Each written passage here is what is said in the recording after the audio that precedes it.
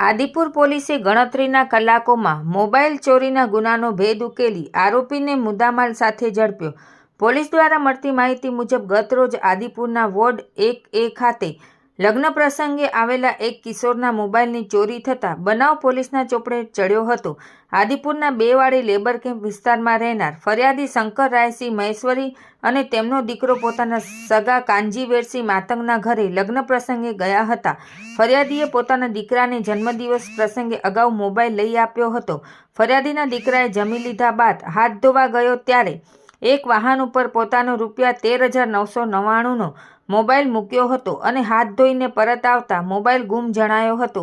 બનાવ અંગે પોલીસે ફરિયાદ નોંધી આગળની તપાસ હાથ ધરી હતી। તે દરમિયાન ટેકનિકલ સર્વેલન્સ તથા ચોક્કસ બાતમી હકીકત આધારે મોબાઈલ ચોરીના આરોપી આનંદ શ્યામજી મહેશ્વરીને ચોરીમાં ગયેલ ₹13,999 કિંમતના મોબાઈલ સાથે પકડી પાડી કાયદેસરની કાર્યવાહી કરી છે। આ કામગીરી આદિપુર પોલીસ સ્ટેશનના પીઆઈ ડીજી પટેલ સાથે આદિપુર પોલીસ સ્ટાફના માણસો દ્વારા કરવામાં આવેલ છે। રિપોર્ટ ભારતી માખીજાણી, ગાંધીધામ।